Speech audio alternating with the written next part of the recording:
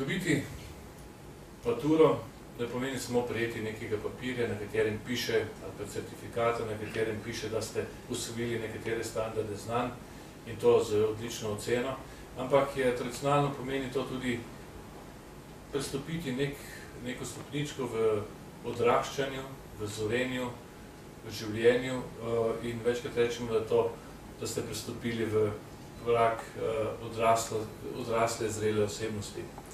Tako da ima matura tudi ta širši vsebinski pomen, ne zgolj formalnega.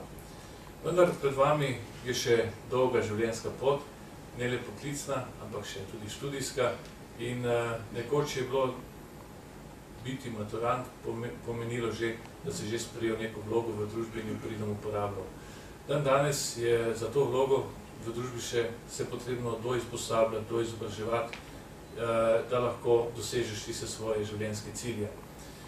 Vi ste tisti, ki se tako ste dokazali na maturi, ki ne boste zgolj igrali neke življenjske vloge, ki vam jo sistem ponuja, ampak boste iskali še svoje lastne poti, prestopali meje in standarde, ki so vam jih predpisuje družba ali pa ki družba računa na vas.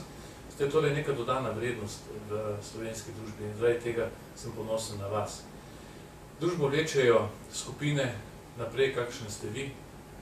Zgodovine človeštva ne delajo množice, ampak elite in vi danes stopate v to posebno družbeno skupino, ki bo v prihodnosti tudi nosila določeno odgovornost, tudi družbeno, veliko večje kot ostali, ki mature niso naredili ali pa se jo slabše.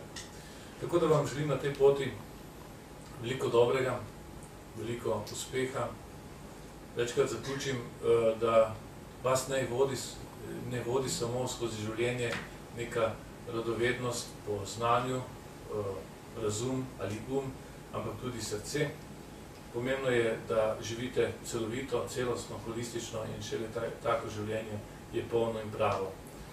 Jaz sem tudi vesel, da ste vi na nek način moja generacija. Začeli ste takrat šolo, ko sem jaz začel ministrstvo in uspešno ste zaključili takrat, ko sem tudi jaz zaključil ministrstvo.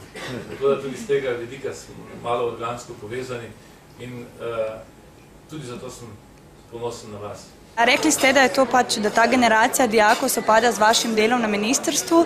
Ti dijaki oziroma maturanti bo nadaljevali svojo pot na fakultetah. Kje boste vi nadaljevali svojo pot? Jaz sem omenil, da je to praktično moja generacija, ker je začela srednjo šolo ravno takrat, ko sem jaz začel tudi mandat na ministrstvu in da smo na nek način skupaj končali, zaokrožili svoje delo, one učenje, jaz pa delo na ministrstvu. Tako da se čutim s to generacijo zelo povezan. Hvala lepa.